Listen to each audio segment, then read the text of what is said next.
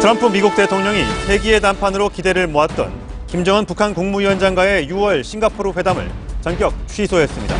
다만 김정은 위원장의 전화나 편지 연락을 기다리겠다며 재추진 여지는 남겨두었습니다. 북한 김계관 외무성 제1부상은 미국이 일방적으로 회담 취소를 발표한 것은 매우 유감스럽다면서도 우리는 아무 때나 어떤 방식으로든 마주 앉아 문제를 풀어나갈 용의가 있다고 밝혔습니다.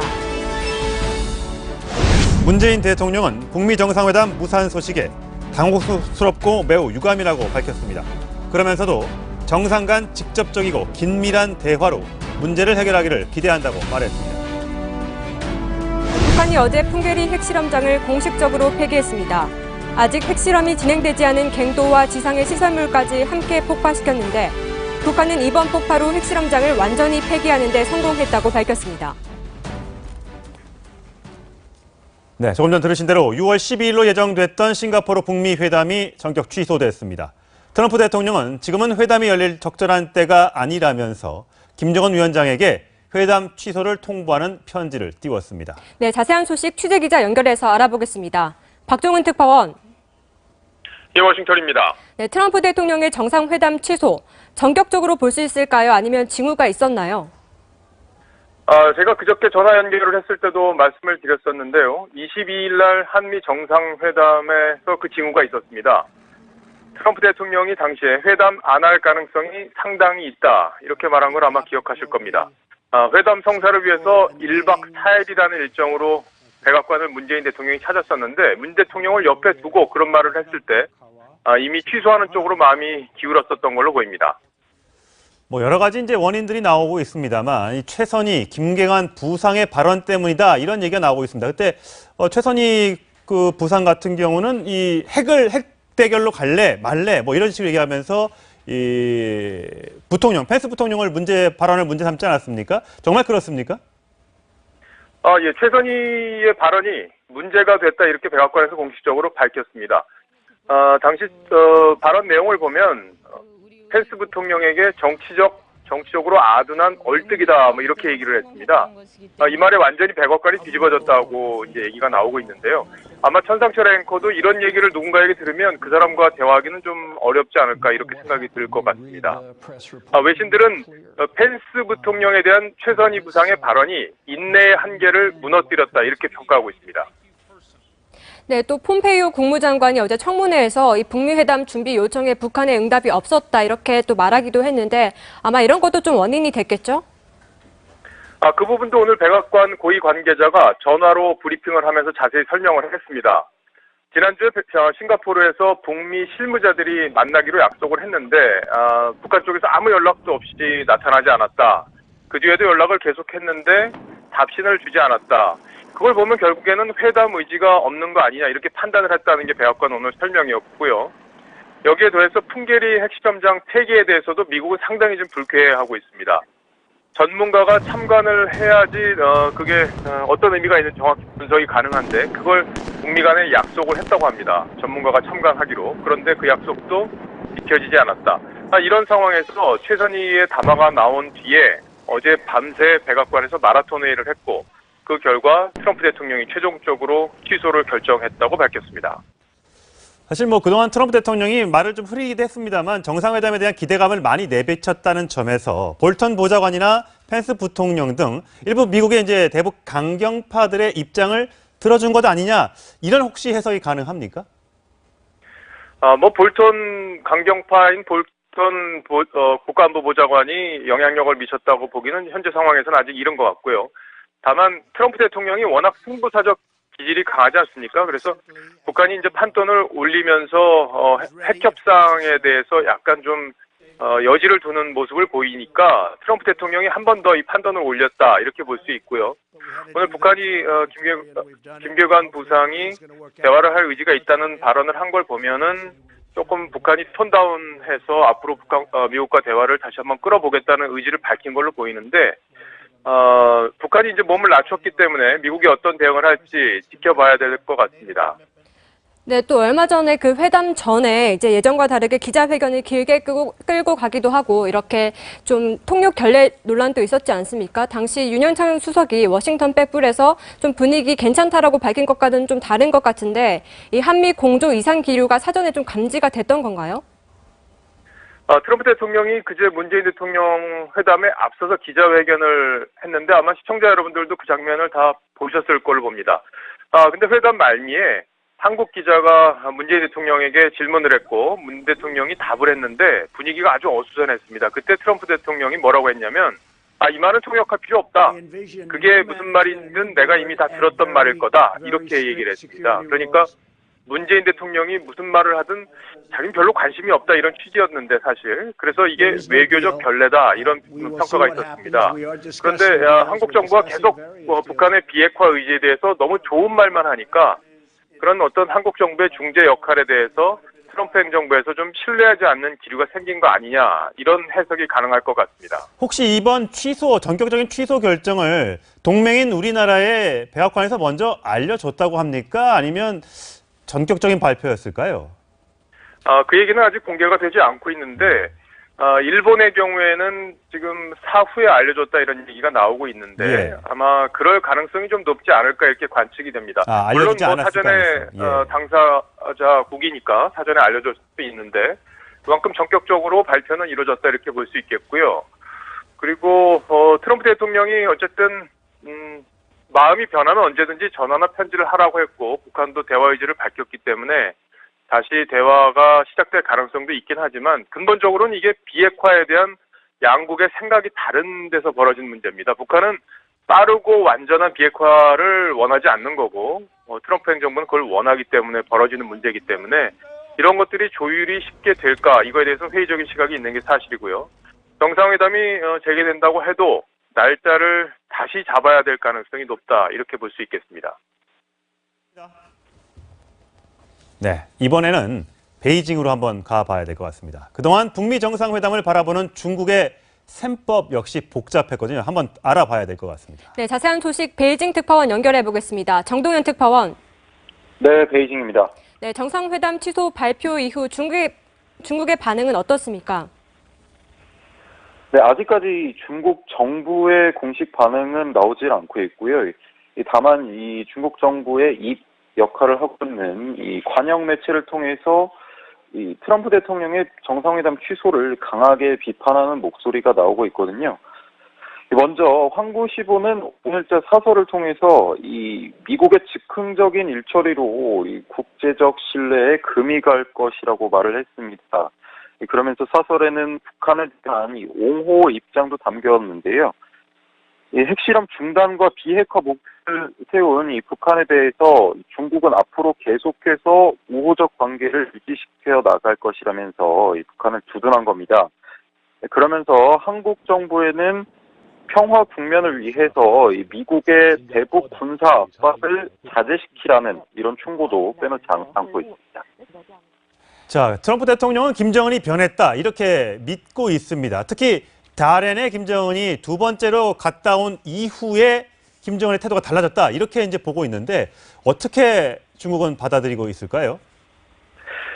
네, 이 중국의 최근 트럼프 대통령의 이 시진핑 배후론 말씀하신 그 내용에 대해서 이 불쾌한 반응을 여러 차례 내는 바가 있습니다.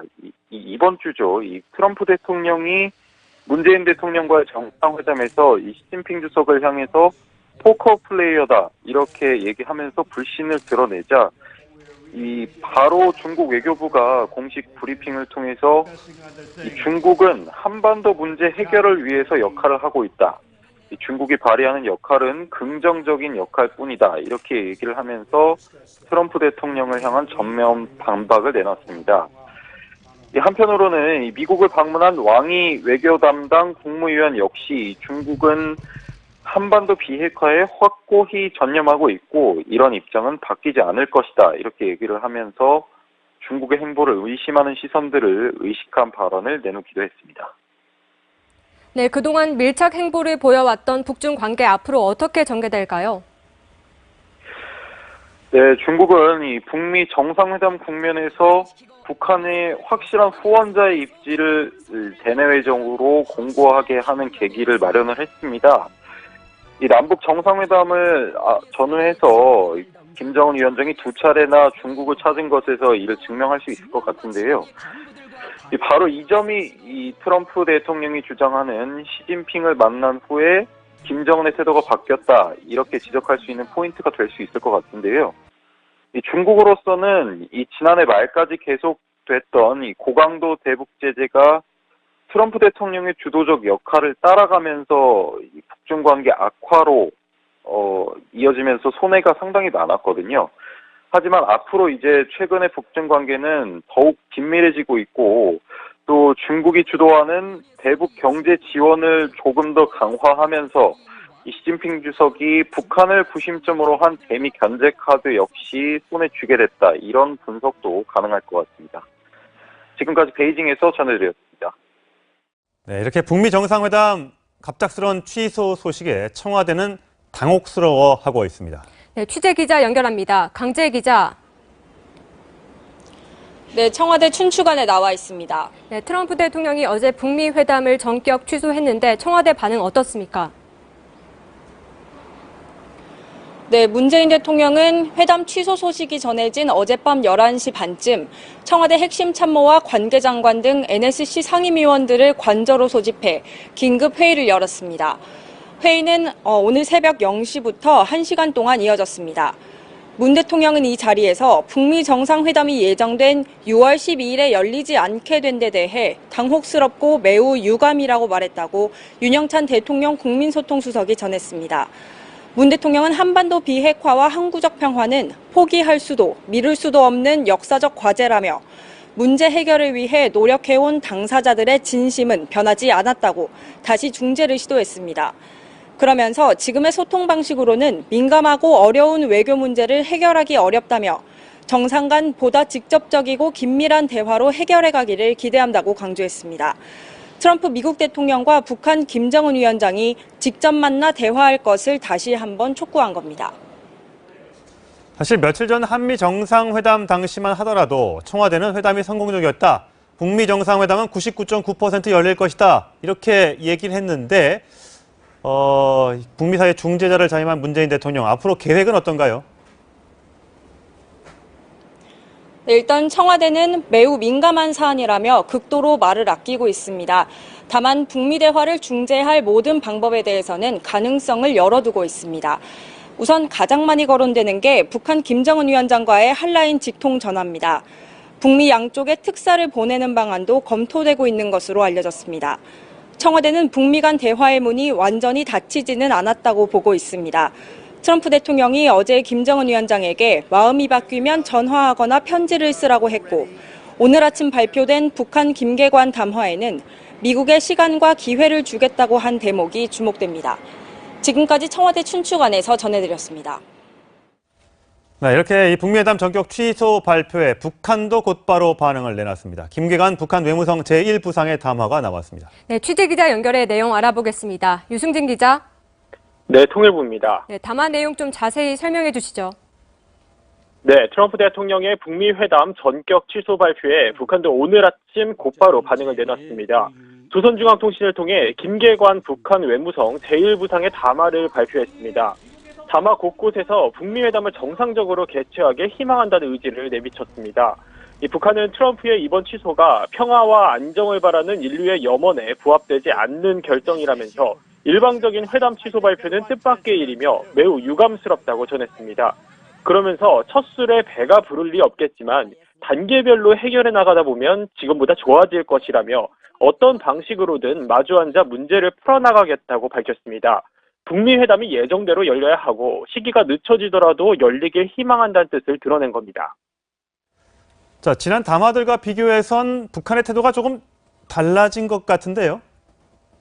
네, 불과 9일 전에 북한은 오늘 담화를 낸 김계관의 입을 빌려 북미 회담의 재고려 가능성을 처음으로 거론했습니다. 미국이 일방적으로 핵포기만을 강요한다면 대화에 더는 흥미를 가지지 않을 것이라며 리비아식 핵폐기를 주장해온 볼턴 백악관 국가안보보좌관을 정면으로 반박했었습니다. 또 바로 어제 최선희 부상 담화를 통해선 마이크 펜스 미 부통령을 아둔한 얼뜨기라고 비난하기도 했습니다. 하지만 오늘 담화에선 이런 비난들은 없었습니다. 오히려 트럼프가 회담 취소 사유로 거론한 커다란 분노와 노골적인 적대감은 미국의 일방적인 핵폐기 압박으로 인한 반발에 지나지 않는다며 지난 담화를 해명하기도 했습니다. 지금까지 통일부에서 전해드렸습니다. 네, 북한 관련 자세한 이야기 신범철 아산정책연구원 안보통일센터장, 오경섭 통일연구원 연구위원과 나눠보겠습니다. 네, 어서 오세요. 안녕하십니까. 네, 북한이 어제 예정대로 풍계리 핵실험장 폐기 행사를 진행했는데요. 오늘 그 현장 영상이 공개가 됐는데 좀 시간차별로 좀 살펴보면요. 이번 갱도가 먼저 어제 오전 11시에 이제 폭파가 됐고, 이후 오찬을 가진 이후에 조금 떨어져 있는 4번 갱도가 폭파가 됐습니다. 그 뒤에 생활 건물을 폭파시키고 마지막으로 조금 많이 떨어져 있었던 3번 갱도, 아직 핵실험을 하지 않았던 3번 갱도에서 폭파가 됐는데 이번 갱도부터 폭파한 이유가 있을까요? 아무래도 이번 갱도가 죄송합니다. 이번 갱도가 2차에서 6차 핵실험을 한 가장 중요한 그 갱도기 때문에 그것을 먼저 폭파함으로써 이렇게 그 의미를 갖다가 보여주는 거라고 생각합니다. 네. 그 다음에는 거리라든가 그런 것을 갖다가 고려해서 폭파한 거라고 생각하고요. 네. 가장 중요한 건 1번 갱도는 이미 1차 핵실험 한 다음에 못 쓰게 돼서 더 이상 폭파할 필요도 없었던 거고, 예. 이번 갱도가 2차에서 6차 여러 가지 핵실험을 다 거기서 했기 때문에 가장 중요한 갱도에서 먼저 했다, 이렇게 평가하고 싶습니다. 네. 그렇습니다. 이번 그 폭파에서 가장 중요했던 것이 이제 3번. 그러니까 지금까지도 한 번도 공개된 적이 없고 한 번도 핵실험을 하지 않았지만 더 큰 규모의 핵실험을 할 수 있는 곳이라고 이제 북한이 주장을 해왔던 곳 아닙니까? 그게 이제 총 길이가 또 1km 이상 되고요. 그것도 어저께 폭발을 시켰다고 이제 북한이 얘기를 했습니다. 제가 이제 상황별로 다 영상을 좀 준비를 해봤는데요. 저 지금 나가고 있는 거는 이제 2번 갱도, 첫 번째 오전에 있었던 갱도 폭발 사진이고요. 그 다음에 이제 두 번째 있었던 게 이제 4번 갱도. 4번 갱도 한번 볼까요? 2시 17분에 있었던 폭파 장면입니다. 폭파가 굉장히 강하게 일어났습니다. 안에 뭐 축구공 크기의 이 폭약을 설치를 해서 이렇게 입구부터 무너뜨렸다고 하는데요. 어떻게 보셨어요? 지금 북한 갱도 폭파가 3번 갱도하고 4번 갱도 폭파는 앞으로 핵실험을 하지 않겠다는 의지를 국제사회에 북한이 표명하는 이벤트이기 때문에 그런 점에서 의미가 있었다고 봅니다. 예. 다만 이번 갱도를 과연 폭파했어야 했느냐에 대해서는 상당히 많은 이견이 있습니다. 국제사회에서는 이번 갱도 같은 경우는 북한이 그동안 핵실험을 진행했던 곳이기 때문에 예. 여기를 추후에 사찰을 해서 북한의 어떤 핵 능력을 검증하는 그 과정, 그 어떤 장소로 사용을 해야 되는데 폭발을 했기 때문에 이제 검증은 하기가 상당히 어려워진 이 상황이 됐습니다. 그렇군요. 네, 북한은 이 폭파 이제 실험을 하면서 이 핵 중지보다는 군축에 비중을 두는 발언을 하기도 했는데요. 강경호 북한 핵무기 연구소 부소장 발언 먼저 듣고 얘기 나눠보겠습니다. 핵시험 중지는 세계적인 핵 군축을 위한 중요한 과정이며 우리는 앞으로도 핵무기 없는 평화로운 세계, 인류의 꿈과理想이 실현된 자주화된 새 세계를 건설하기 위하여 세계 평화 여인민들과 굳게 손잡고 나아갈 것이다. 네, 박사님, 일단 본인들의 어떤 핵 무기 중지보다는 이제 세계적인 핵 군축을 제일 먼저 앞에 얘기를 했잖아요. 그러니까 어떻게 보면은 이제 우리의 어떤 핵무기 이런 중지에 대한 보상을 좀 달라는 메시지로 읽히기도 하거든요. 뭐 보상보다도 지금 북한이 이중적인 메시지를 계속해서 내놓고 있다. 우리 정부 처음에 정의용 실장이 갔을 때는 우리 정부가 생각하는 그런 비핵화 얘기를 했다고 저도 믿습니다. 네. 그렇지만 상황이 바뀌면 다시 필요에 따라서 저런 핵군축은 무엇을 전제로 하느냐? 자신들의 핵보유를 인정해달라는 것을 전제로 하는 거거든요. 따라서 비핵화 협상에 임하면서 저런 말을 해서는 안 되는 건데 지금 그렇기 때문에 저는 이 전반적인 큰 틀에서 미북 정상회담도 지금 제대로 이루어지지 않게 되고 한국에 대해서도 갑자기 연합군사훈련을 가지고 트집을 잡고 네. 이런 것이 연계되어 있다고 보는데요. 아무튼 북한의 목소리가 어느 순간 변하기 시작했고 과거에 했던 말도 어떻게 보면은 이중으로 해석될 수 있는 이야기를 했거든요. 핵 없는 한반도라든가 예. 또는 그러한 부분이 있어서 핵무력을 완성했기 때문에 또 경제에 집중할 수 있다. 이런 것들이 또 연결도 되는데 그럼에도 불구하고 우리는 그것을 긍정적으로 해석해 왔습니다. 네. 왜냐하면 우리 정부에 대해서 그런 식으로 이야기하지 않았기 때문에. 그런데 다시 이제 와서 핵 군축을 얘기한다는 것은 사실은 세계 기자를 또 우리 기자를 이렇게 불러놓고 네. 할 말은 아니라고 생각합니다. 그렇군요. 자, 라파엘 우버 AP통신 기자가 현장에 있었습니다. 물론 생중계로 저희가 영상을 보여드리진 못하고 어제 찍어왔던 영상은 오늘 이제 뒤늦게 보여드리는 건데 현장에서 이렇게 얘기를 했습니다. 들어보시죠. They brought this group of foreign media to witness the demonstration of tunnel mouths and buildings here at Punggye-ri. What is just behind me over here is the rubble following an explosion that destroyed the entrance of the south tunnel leading deep below the mountains here where the North Koreans have had this.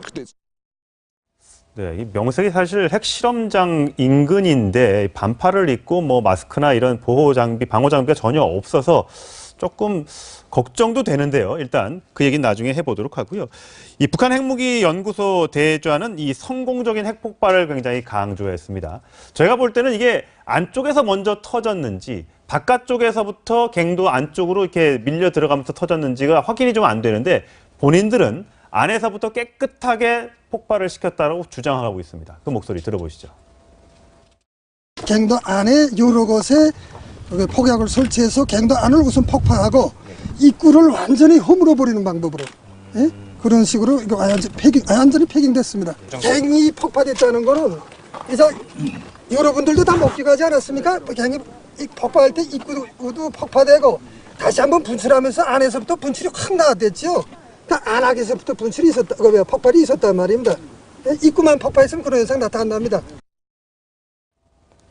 네, 박사님 보면 이제 안에서부터 분출이 확 됐다라고 강조를 하면서 이건 완전히 폐기된 것이다라고 이제 말을 하고 있는 건데 이 어느 정도 보면은 이제 이벤트성이 좀 가미된 것으로 보이는 것이 이제 이걸 촬영을 하면서 뭐 3, 2, 1 이렇게 찍어라고 했다고 해요. 좀 어떻게 보시나요? 예, 일단 북한은 이번 그 풍계리 핵실험장 폐기를 북한이 비핵화 의지를 국제사회에 보여주는 철저한 이벤트로 준비했다는 건 확실합니다. 원래 당초 김정은 위원장이 약속을 했던 건 언론과 전문가들을 초청해서 이 폭파 현장을 공개하겠다 이렇게 얘기를 했습니다. 예. 그래서 전문가 초청이 초기에 들어가 있었는데 지금 어느 순간인가 전문가를 초청하지 않았습니다. 그렇기 때문에 전문가가 가지 않았다는 얘기는 북한이 핵실험장에서 그동안 해왔던 이 핵 능력에 대해서 국제사회에 보여주고 싶어 하지 않는다라고 하는 점을 좀 드러냈고 이런 것들이 현재 북미 간의 북한 비핵화 문제를 두고 물밑 협상을 하는데 그 과정에 상당히 부정적 영향을 미치고 있는 게 아닌가 이렇게 생각이 됩니다. 예. 자, 오늘 뭐 노동신문에도 크게 기사가 실렸고요. 사실 김정은 국무위원장이 이 참관하지 않겠느냐라는 관측도 있었는데 김정은 위원장은 다른 곳에 있었던 것 같습니다. 노동신문 1면에 보면 김정은 위원장이 밝게 웃으면서 이 철길 시찰을 갔다고 합니다. 저렇게 환하게 웃으면서요. 사실 노동신문이 오늘 아침에 나왔기 때문에 분명히 트럼프 미국 대통령의 북미 정상회담 취소 소식을 알았는데도 불구하고 저렇게 웃고 있는 모습을 사진을 공개한 것을 보면 그냥 별 문제 없다 이런 점을 좀 강조하고 싶었던 행보가 아닌가 싶고요. 자, 가장 걱정되는 것은 아까 제가 잠시 말씀을 드렸습니다만 풍계리에서 이 핵실험장이 폭파되면서 혹시 방사능이 유출되지 않을까라는 걱정이었습니다.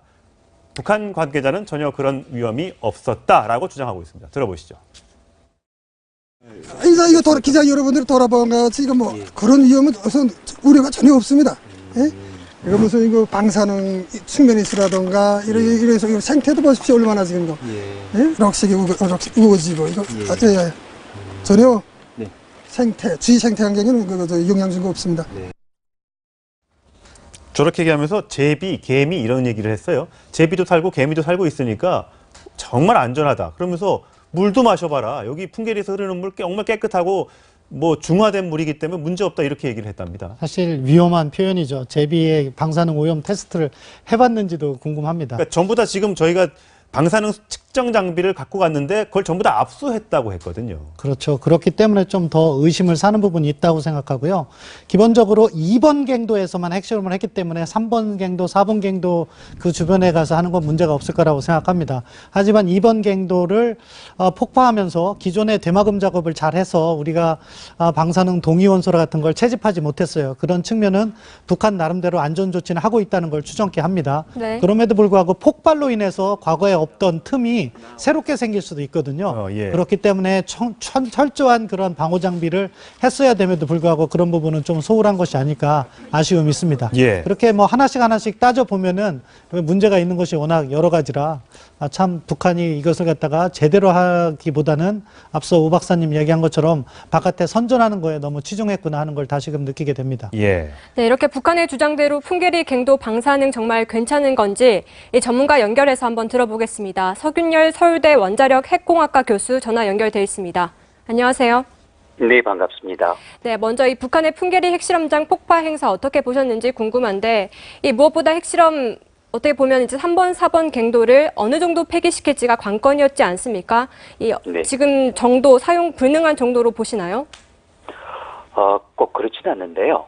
일단 문제는 약 35m 정도를 안에서 폭파하면서 밖으로 나왔다 또는 뭐 이런 순차적으로 했는데 사실 그걸 판단할 수 있는 자료는 없습니다. 물론 동영상이 있긴 하지만은 끊겨 있기 때문에 순차적으로 소리가 들렸는지 그리고 사실 이런 부분은 그 전문가가 아니면은 일반인의 귀로서는 그 구분이 안 되거든요. 예. 그래서 그들이 주장하는 것처럼 안쪽도 일부 북락 그러니까 이제 부서져 내렸는지 아니면 바깥만 했는지 이건 현재로서는 이 영상만 갖고는 판단할 길이 없죠. 예. 그래서 일단 3번하고 4번은 마음만 먹는다면 언제라도 다시 파고 들어가서 쓸 수 있는 개연성을 우리가 지금 이 시점에서 배제할 수는 없을 것 같습니다. 예. 저희 취재단이 어제 그러니까 폭파되기 전에도 갱도 앞에 가서 봤을 때 그 선들이 이제 얽히설키 설켜 있고요. 그다음에 네네. 축구공만한 폭약이 설치가 되어 있었다고 합니다. 그리고 나와서 네네. 이제 그걸 확인한 뒤에 폭포가 이루어졌는데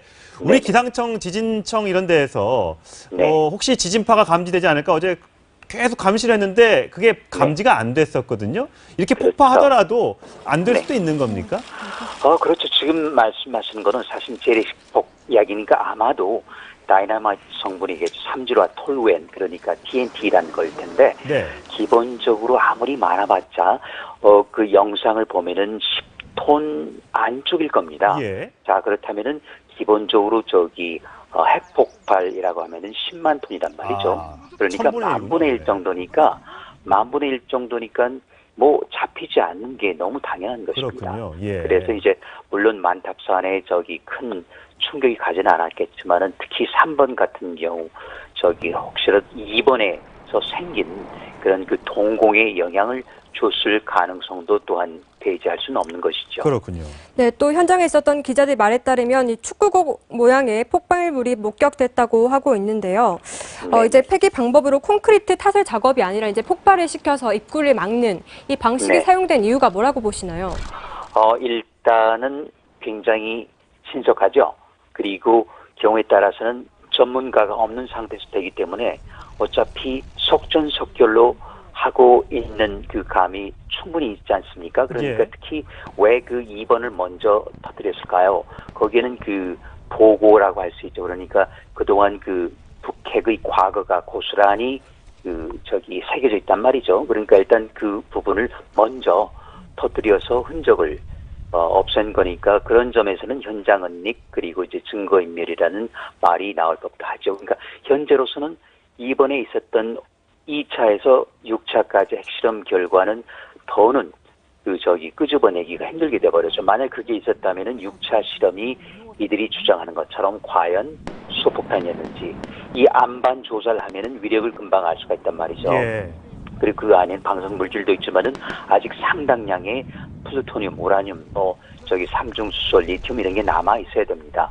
이런 거를 채집하게 되면은 북한 당국의 주장이 사실이었는지 아니면 또 허풍이었는지 이걸 말할 수 있는데 지금 이제 그 증거가 사라져버린 것이죠. 예. 아까 북한 관계자가 안전하다. 우리가 폭발시켰지만 전혀 문제가 없다. 그렇게 하면서 뭐 여긴 제비도 살고 있고 개미도 많이 사니까 문제 없다. 물도 마셔봐라. 네. 이렇게 얘기를 했다고 합니다. 근데 현장에 네. 있는 사람들 보면 머리에 헬멧 정도만 쓰고 있고요. 반팔 입고 어떤 보호 장비도 갖추지 않고 있는데 정말 안전한 걸까요? 일단은 저도 그 동영상 보고 깜짝 놀랐는데요. 네. 이게 우리나라였다면 또는 저기 미국이었다면 도저히 있을 수가 없습니다. 설령 안전하더라도 일단 방호복은 입어야 되겠고요. 예. 설령 안전하더라도 적어도 2번 갱도 같은 문제의 소지가 있을 때는 프로시안 블루가 됐건 아이든 뭐 저기 요두 칼륨이 됐건 이걸 복용해야 됩니다. 왜냐면 이거는 심리의 문제거든요. 네. 육체가 물론 병들 수도 있지만 그보다 더 큰 건 혹시나 거기 다녀왔는데 그래서 아마도 그 기자님들 중에서 몇 분은 그 방사선 오염된 것처럼 아프신 분이 분명히 나오십니다. 이건 심리 문제이기 때문에 그래서 그걸 사전에 방지하기 위해서 우리나라 기자들께서는 가져갔습니다. 제가 또 권해드렸고요. 근데 그것마저도 압수당했다고 하니까. 근데 그 안전하다는 건 누구나 다 그렇지 않습니까? 후쿠시마 때 다 안전하다고 했습니다. 체르노빌 안전하다고 했고요. 스리마일 때 다 안전하다고 했습니다. 물론 스리마일은 안전했지만 후쿠시마 안전했습니까? 그런 것처럼 어떻게 우리가 제비나 개미 보고 안전하다고 하는 거를 믿겠습니까? 그래서 북한 당국도 그런 점에서는 후쿠시마를 보고 많이 배웠던 것 같아요. 일본 당국이 거짓말을 많이 했지 않습니까? 도쿄 전력도 그렇고. 그래서 못된 거는 많이 배운 것 같아요. 그렇지만 정말 배워야 될 것. 체르노빌은 이렇게 하지 않고 콘크리트로 석관을 만들었거든요. 그렇게 해야 됩니다. 돈이 들고 시간이 들고 인력이 들더라도. 근데 그걸 건너뛰었기 때문에 앞으로 또 문제를 일으킬 거라고 생각합니다. 특히 2번 갱도 북쪽에 있는 건 말이죠. 예. 자, 북한에서 그 자신들의 진정성을 좀 믿게 해주려면 그 수치를 좀 네. 공개하는 방안이 좋을 것 같습니다. 자, 서균열 선생님 잘 들었습니다. 네, 고맙습니다. 네, 지금까지 서균열 서울대 원자핵공학과 교수였습니다. 네, 박사님 이에 대해서 조금 더 여쭙고 싶은데요. 미국 같은 경우는 이제 이 발생이 일어나기 전에 이미 국무부를 통해서 전문가가 필요하다고 입장을 피력하지 않았습니까? 이 사건 이후에도 지금 미국은 별다른 반응을 보이지 않고 있는데 아무래도 이 실험에 대해서 폭파 실험에 대해서 어떻게 보면은 좀 의문을 가지고 있는 거 아닌가 이런 생각도 들어요. 뭐 미국의 입장에서는 의미를 두지 않는 거죠. 그러니까 전문가의 검증 없는 보여주기식 폭파는 이미 2008년 영병 냉각탑에서 충분히 겪었다. 따라서 그 의미를 크게 두지 않는 거라고 생각합니다. 네. 그렇기 때문에 전문가를 요청했었던 건데 그것을 북한이 받아들이지 않고 일방적으로 폭발을 한 것이기 때문에 아예 뭐 거의 언급조차도 하지 않고 있는 그런 상황인 것 같습니다. 예. 자, 북한은 나름대로 본인들이 미국 인들도 석방을 해주고 이렇게 풍계리 핵실험장도 예정한 대로 약속한 대로 폐기를 했으니까 뭔가 이제 다 반대급부를 바라고 있을지 모르겠습니다. 하지만 미국 워싱턴에서 날아든 소식은 아마 북한은 김정은 위원장의 마음을 불편하게 했을지도 모르겠습니다. 자, 트럼프 대통령 이렇게 얘기했습니다. 들어보시죠. I've decided to terminate the planned summit in Singapore on June 12th. I believe that this is a tremendous setback for North Korea and indeed a setback for the world. No way it can happen otherwise. If and when Kim Jong-un chooses to engage in constructive dialogue and actions, I am waiting. In the meantime, our very strong sanctions, by far the strongest sanctions ever imposed, and maximum pressure campaign will continue as it has been continuing. 트럼프 대통령의 저 담화엔 여러 가지 메시지가 담겨 있습니다. 일단 취소했지만 기다리겠다. 하지만 기다리는 동안 대북 제재는 더 강도 높게 진행될 것이다. 워낙 이제 트럼프 대통령의 그 행동들을 예상하기가 어렵긴 합니다만 너무 전격적으로 이루어졌어요. 예, 이번 그 트럼프 대통령의 미국 정상회담 취소 이 성명은 굉장히 전격적인 조치고 북한의 허를 찌른 조치이기도 하고요. 또 국제사회에서도 이 현재 북미 어떤 조율이 잘 이루어지지 않고 있구나라고 하는 걸 확인시켜준 그런 회담이었다고 봅니다. 그런데 지금 트럼프 대통령이 표면적으로 얘기한 건 북한이 분노를 표명하고 있고 또 공개적으로 적대감을 표출하는 상황에서 만나서 대화하기가 어렵다 이렇게 얘기했습니다. 그런데 실제로 중요한 문제는 북한의 비핵화 방식과 범위, 기간에 대한 문제를 두고 북미 간에 지금 긴밀한 조율을 하고 있는 것으로 알려졌습니다. 그런데 이 과정에서 과연 북한이 비핵화 의지가 있느냐에 대해서 미국 측에서 상당히 회의적인 시각이 많아진 것 같습니다. 네. 그렇기 때문에 이 미국 쪽에서 트럼프 대통령이 이 북미 회담 취소를 통해서 다시 회담을 하고자 한다면 북한이 완전한 비핵화를 하겠다는 약속을 하고 테이블에 앉으라고 하는 그 메시지를 던진 것으로 볼 수 있겠습니다. 그렇군요. 네, 박사님 그동안 이제 북미 간의 물밑 접촉이 있어 왔을 텐데 뭐 비핵화 방식이라든지 이런 거 논의했을 거란 말이죠. 그런데 특히 지금 트럼프 미 대통령의 서한을 한번 살펴보면요. 특히 이제 그 김계관 부상과 최선희 부상의 말, 특히 최선희 부상이 볼턴 보좌관에 대해서 강하게 말을 한 것에 대해서 좀 불만이 있었던 것 같아요. 실제로 트럼프가 이 말에 정말 촉발돼서 이런 취소를 하게 된 건지 어떻게 보시나요? 뭐 최선희 부상의 이야기는 표면상의 이유인 거죠. 어떻게 보면은 근본적인 이유는 지금 미국과 북한 간에 오가고 있는 비핵화 협상안에 대해서 북한이 미국 말을 듣지 않은 거고, 그렇게 보면 이런 식으로 협상을 하다가는 결국 정상회담을 해도 얻는 것이 없다. 이러한 근본적인 이유가 있을 것이고요. 네. 그러한 고민을 하던 차에 최선희 부상이 이야기한 것이 일정 수위를 넘었다. 그런 판단이 서서 전격적으로 발표를 한 것 같습니다. 예. 어떻게 보면 북한도 이번 기회에 좀 바로잡아야 될 것이 있습니다. 이 외교적 용어에서 너무 지나친 표현을 사용하거든요. 네. 과거 오바마 정권이나 클린턴 정권은 그런 부분에 있어서 그것을 묵과를 해왔는데 예. 트럼프 대통령은 그것을 어떻게 보면 역으로 활용하는 것 같습니다. 자기가 주도를 잡기 위해서 너희들 감히 이런 말을 써? 그러면 우리 가만히 있지 않겠어 하면서 오히려 그런 것을 갖다가 명분으로 삼아서 자기가 하고 싶은 행동을 한 거라고 생각합니다. 예, 벼랑 끝 전술이라는 말이 있는데 이번은 트럼프 정부에서는 그게 잘 먹히지 않는 셈이 됐습니다. 네. 트럼프가 먼저 벼랑 아래로 내려가 버린 것 같습니다. 벼랑 밑에서 기다리고 있기 때문에 그렇군요. 자, 중국 특히 이제 미국에서는 이런 얘기가 나오더라고요. 중국 그 시진핑 주석을 만나고 온 뒤에 김정은이 변했다. 이렇게 얘기를 합니다. 특히 다롄에 갔다 온 뒤에 많이 달라졌다. 제가 그래서 시간차별로 좀 준비를 해봤습니다. 폼페이오 국무장관을 만난 것과 시진핑 주석을 만난 시점을 한번 좀 비교를 해봤더니 이렇습니다. 3월 26일부터 27일까지 먼저 중국에 갔고요. 그 다음에 폼페이오가 북한에 갔고요. 그 다음에 다시 중국, 그리고 다시 미국. 이렇게 왔다 갔다 핑퐁핑퐁 한단 말이죠. 이 과정에서 보면 하여튼 먼저 중국이 항상 있습니다. 여기에 대해서 중국이 뭔가 일종의 뒤에서 북한을 조종하고 있다 이렇게 보고 있을 걸까요, 미국이? 미국 측에서는 확실하게 김정은 위원장이 다롄에 가서 시진핑 주석을 만나고 난 후에 태도가 상당히 바뀌었다 이렇게 보고는 있습니다. 예. 그렇기 때문에 미국에서는 그 사실관계를 정확히 확인할 수야 없겠지만 여러 가지 정황이 흘러가는 상황을 놓고 볼 때 이 시진핑 주석 중국 측의 영향력이 상당히 있지 않았느냐 이런 의심을 가지고 있습니다. 그런데 이제 중요한 건 중국에 김정은 위원장이 가서 서로 합의한 게 이 비핵화 방식에 대해서 단계적이고 동시적인 해결을 한다. 여기에 대해서 중국하고 합의를 했습니다.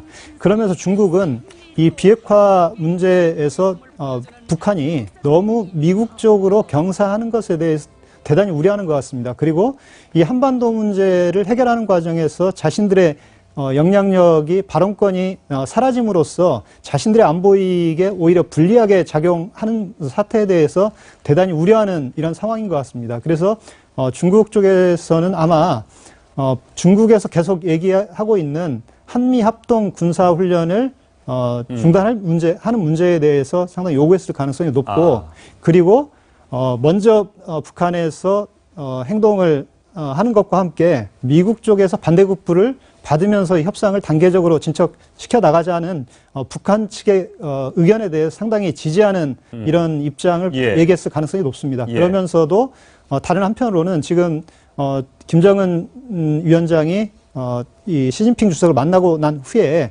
북중 어떤 경제 관계가 약간 더 활기를 띠는 것으로 지금 여러 가지 보도가 나오고 있습니다.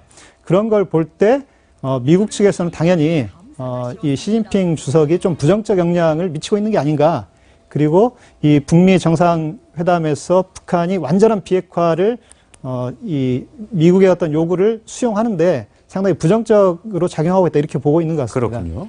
네, 이번 북미 회담 취소 이제 발표가 나오고 나서 김계관 부상이 이제 담화를 발표를 했는데요. 여기에 보면 이제 위임에 따라 발표를 했다고 하면서 이제 김정은 위원장의 의중인 걸 드러냈는데 이제 아무 때나 이제 미국이 원할 때 이제 용의가 있으면 풀어나갈 마음이 있다라고 밝혔습니다. 그러니까 아까 전에 지금 노동신문 얘기도 나왔지만 김정은 위원장이 지금 철도 건설 현장에 가서 어떻게 보면 이제 경제적인 걸 부응시키겠다는 의지를 계속 피력을 하고 있는데 이런 상황에서 지금 북미 회담을 포기할 수는 없다 이런 입장일까요?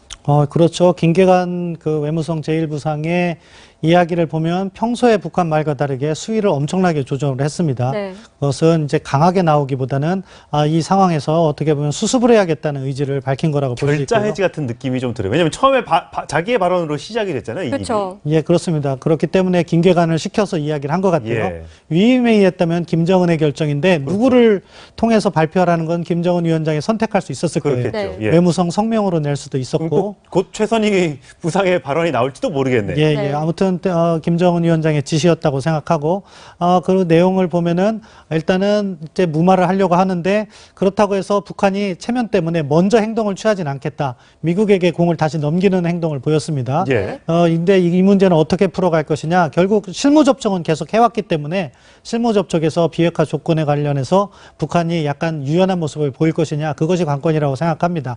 어차피 북한 측에서 이러한 성명은 나올 수밖에 없습니다. 왜냐하면 책임을 회피하기 위해서라도 공을 다시 미국 쪽에 던져야 되는 예, 거죠. 예. 근데 이것을 풀어가려고 하면 결국 실무 접촉에서 누가 먼저 양보하는 모습을 보이겠느냐. 예. 그것이 관건인데 앞서 오 박사님께서 여러 가지 조건들을 잘 말씀해 주셨어요. 근데 제가 보는 관점에서는 트럼프 대통령이 문재인 대통령을 만났을 때 그 기자분들에게 한 말씀이 이야기가 핵심이다. 무엇이냐? 첫째, 북한의 요구사항을 많이 들어준다 이야기를 했습니다. 그러니까 네. 북한 체제 보장이라든가 이런 부분에 있어서 과거에 미국이 북한에 대한 체제 보장은 북한을 공격하지 않겠다 이런 이야기였는데 이번에는 완전히 김정은 개인의 보장과 또 북한을 갖다가 융성한 나라로 만들어주겠다. 그렇죠. 적극적 이렇게 보장까지도 이야기를 예. 했거든요. 그리고 또한 북한이 요구하고 있는 단계적이고 동시적인 조치에서 일부 단계를 수용할 수 있음도 이야기를 했습니다. 그 부분은 북한이 만족스러울 거예요. 다만 미국이 요구하고 있는 certain condition이라고 하는데 몇 가지 조건들이라고 하는데 그것은 무엇이냐? 결국 볼튼 국가안보부 장관이 지난주에 얘기한 것 같아요. 뭐냐?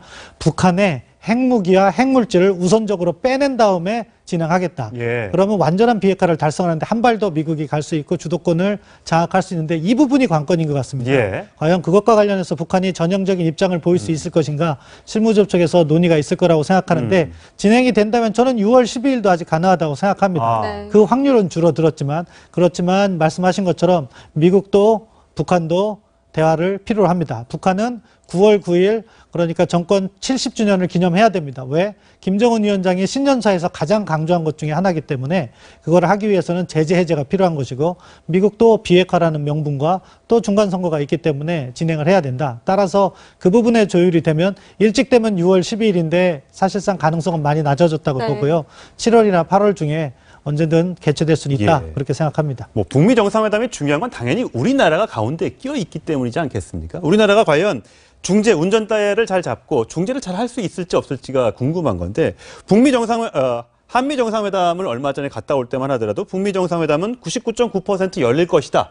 이렇게 얘기를 했었잖아요. 그래서 우리는 그럴 거라고 믿고 있었는데 어떻게 보면 우리도 지금 손 놓고 있다가 갑자기 일격을 받은 것 아닌가라는 걱정이 됩니다. 그리고 이럴 때일수록 뭐 김정은 위원장과 한 라인을 통해서 뭔가 트럼프 대통령의 의중을 전달한다거나 이렇게 적극적으로 나서야 되지 않을까요? 일단 우리 정부 차원에서도 이 문제를 타개하기 위한 노력을 할 것으로 판단이 됩니다. 그래서 아마 특사를 미국 쪽에도 보내고 아마 북한 쪽하고도 접촉을 할 것으로 생각이 됩니다. 그리고 여건이 된다면 아마 대통령께서 한 라인을 통해서 김정은 위원장과 통화를 시도할 수도 있다고 봅니다. 예. 그런데 사실 이 문제에서 가장 중요한 건 결국 북한 비핵화 문제에 대해서 미국의 요구와 북한의 이 요구, 그러니까 북한의 요구는 단계적 동시적 이행이거든요. 이 문제에서 상당히 서로 충돌이 일어나고 있고 미국에서는 어쨌든 CVID식의 핵을 폐기하고 비핵화를 확실하게 해야 그렇죠. 거기에 상응해서 체제 안전 보장이든 경제 지원이든 할 수 있다는 입장이기 때문에 이 문제에서 지금까지 미국의 입장은 변한 적이 없습니다. 다만 변화한 점은 북한의 체제 불안에 대한 어떤 주장도 타당성이 있으니 체제 안전을 보장할 수 있는 부분에 대해서 일정하게 병행해 갈 수는 있다. 예. 이런 정도의 지금 타협적인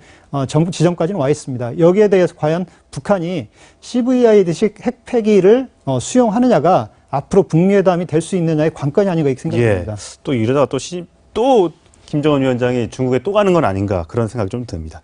자, 정치권을 좀 한번 가볼까요? 정치권도 미국의 북미 정상회담 취소 방침에 촉각을 곤두세우고 있습니다. 네, 국회로 가보겠습니다. 김민지 기자. 네, 국회입니다. 네, 갑작스러운 북미 정상회담 취소 소식에 정치권 반응 어떻습니까? 네, 먼저 야당은 정부를 향해 비판의 목소리를 높였습니다. 김성태 자유한국당 원내대표는 북한과 미국 사이에 문재인 정부의 운신의 폭이 얼마나 좁은지 또 역할이 얼마나 제한적인지 이번 계기로 여실히 드러났다 이렇게 평가했는데요. 이어서 옥류관 냉면에 취해서 물고기를 다 잡은 양 호들갑을 떨었다 이렇게 맹비난했습니다. 연초부터 북한의 평화무드 조성에 대해서 위장평화쇼다 이렇게 경계를 해왔던 한국당 홍준표 대표도 한반도에 영구 평화가 오기를 기대했지만 그러지 못해서 깊은 유감이라고 밝혔습니다. 바른미래당 유승민 대표는요. 미북 회담이 취소된 이유부터 냉정하게 분석하고 한미 대화부터 정상 복원하는 게 급선무다 이렇게 강조했습니다. 자, 민주당은 어떤 입장일까요? 네, 민주당은 이번 일에 대해서 유감을 표명하면서도 희망의 끈은 놓지 않는 모습입니다. 추미애 더불어민주당 대표는요, 북한의 평화 의지는 변함이 없다는 점을 강조하면서 아직 비관하거나 낙담할 때는 아니라고 했습니다. 당초 북미 회담이 6.13 지방선거 전날로 이제 정해지면서 여당은 표정 관리를 해왔고 이 자유한국당 등 야당은 선거 결과를 내심 우려해 왔는데요. 상황이 반전되면서 여야 지도부 모두 이번 연기가 선거 결과에 어떤 영향을 줄지 촉각을 곤두세우고 있습니다. 추미애 민주당 대표는 대세로는 사치다, 아니라고 느슨한 태도와는 작별해야 한다면서 분위기를 다잡았습니다. 지금까지 국회에서 전해드렸습니다.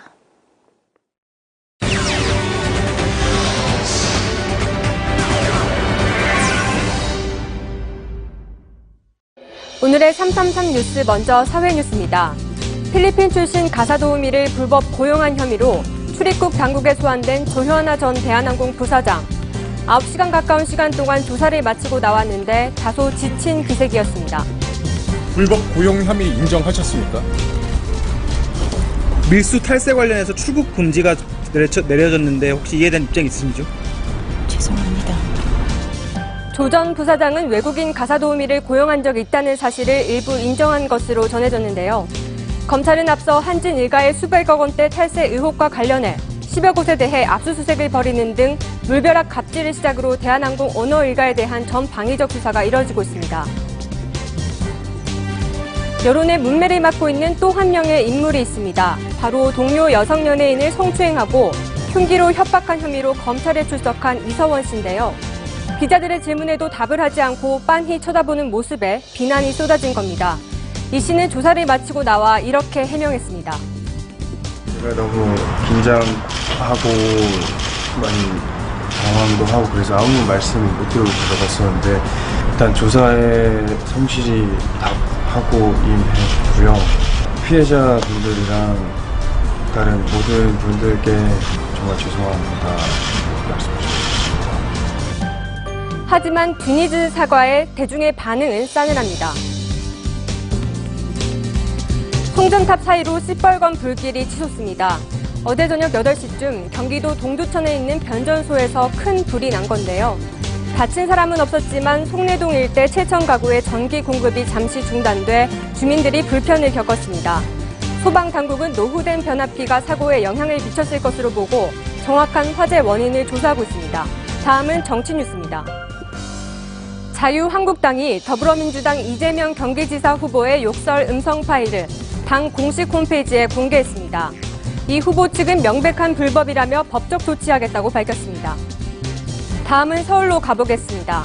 자유한국당 김문수 후보와 바른미래당 안철수 후보의 단일화 가능성에 대해 홍준표 한국당 대표는 단일화는 박원순 안철수 후보가 하라며 일축했습니다. 6.13 지방선거 후보 등록이 오늘 오후 6시에 마감됩니다. 공식 선거운동은 오는 31일부터 시작되고 다음 달 8일과 9일엔 사전투표가 진행되는데요. 전체 투표율이 23년 만에 다시 60%를 넘어설지도 관심입니다. 마지막으로 생활 뉴스 살펴보겠습니다. 고소득층과 저소득층의 소득 격차가 올 1분기에 역대 최대를 기록했습니다. 소득 하위 20%의 월 평균 소득은 128만 원, 상위 20% 월 평균 소득은 1,015만 원으로 벌어졌습니다. 찾아가지 않은 연금 저축액이 4조 원에 이르는 것으로 나타났습니다. 수령 개시일을 잊었거나 연락 두절 등의 이유인데요. 연금 저축은 금융사를 찾아 수령 개시 신청을 직접 해야 합니다. 맑은 하늘에 속으시면 안 될 것 같습니다. 실제 공기질은 나쁜데 하늘은 투명해 보이는 일명 맑은 황사 현상이 이어지고 있는데요. 같은 농도라도 입자가 큰 먼지의 경우 산란이 적어 눈에 잘 보이지 않습니다. 지금까지 333 뉴스였습니다.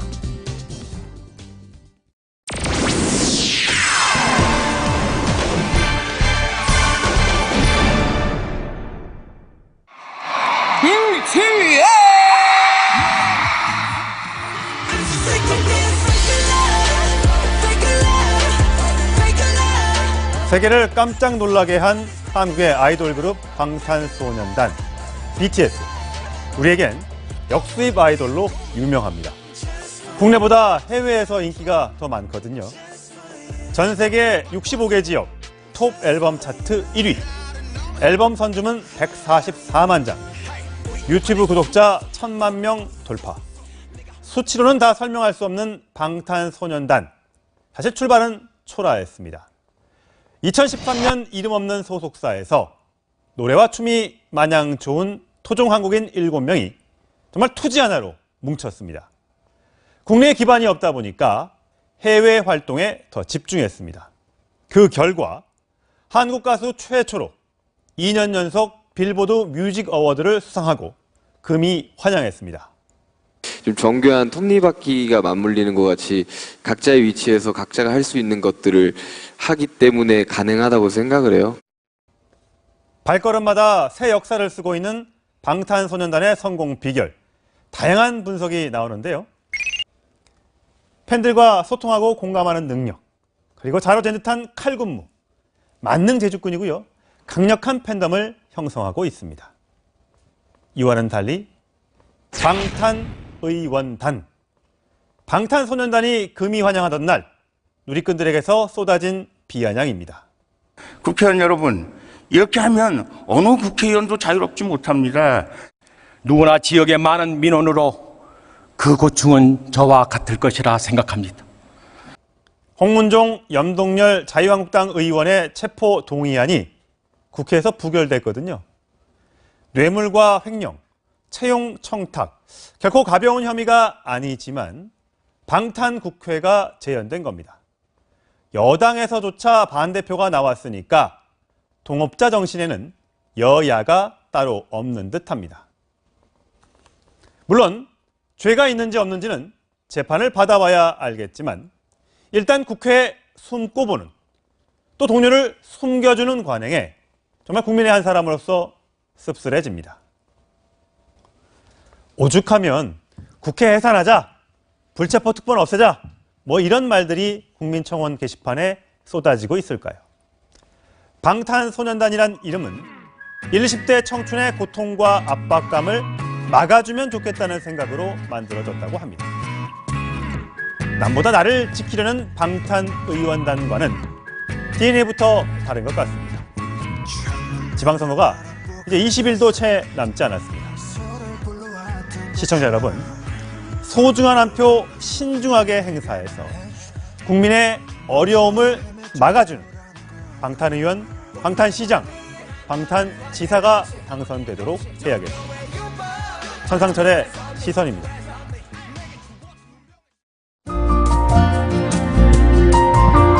사흘째 미세먼지가 비상입니다. 지금은 전국의 미세먼지 농도가 나쁨 수준까지 올라 있는데요. 오늘 오후까지는 황사의 영향권에 계속되겠고 대기 정체로 미세먼지 농도는 종일 나쁨 단계를 보이겠습니다. 볕이 강해서 자외선과 오존 농도까지 설상가상으로 높아지겠습니다. 황사용 마스크, 또 선글라스, 자외선 차단제까지 필히 챙기셔야겠습니다. 오늘 한낮에는 초여름 더위가 기승을 부리겠습니다. 낮에는 기온이 서울이 26도, 대전 27도, 대구가 무려 30도까지 오르겠고요. 7월 중순만큼이나 덥겠습니다. 제주도는 밤사이 20에서 50mm가량의 비 소식이 나와 있습니다. 내일은 기온이 더 오르겠습니다. 매출 계획 많이들 세우셨을 것 같은데요. 서울 기준으로 29도까지 오르겠고 전국이 30도를 육박하는 여름 더위를 보이겠습니다. 이후에는 기온이 차츰 예년 이맘때 수준을 회복하겠고요. 미세먼지 농도는 내일부터는 정상 수준을 되찾을 전망입니다. 북미 정상회담 취소 소식이 전해져서 많이 놀라셨죠? 평양은 오늘 한낮에는 다소 더운 날씨 예상됩니다. 워싱턴과 평양 모두 오늘 내내 맑은 하늘 기대하셔도 좋겠는데요. 화창한 또 화사한 햇살만큼이나 남북 관계에도 맑은 볕이 비쳤으면 하는 바람입니다. 뉴스의 라이브 날씨였습니다. 옆 동네 한수가 고백받았는데 웃지를 못해. 왜? 금리 때문이지. 웃을 수 있는 낮은 금리. 이러니까 빌리지. SBI 중금리 바빌론. SBI 저축은행. 풀리지 않는 피로엔 액티넘 EX 플러스. 피로가 쌓여 생긴 통증 개선엔 액티넘 EX 골드. 전 세계 판매 1위 액티넘으로 피로에서 통증까지 스트라이크. 액티넘. 언제나 완벽하게. 얼룩 걱정은 더 적게. 뉴퍼실 프리미엄. 2배 고농축 성분으로 새로운 차원의 깨끗함과 4주간의 상쾌함까지. 따라올 수 없는 차이. 뉴퍼실 프리미엄. 대출이 필요한 당신을 위해 바로바로론 모바일 앱 출시.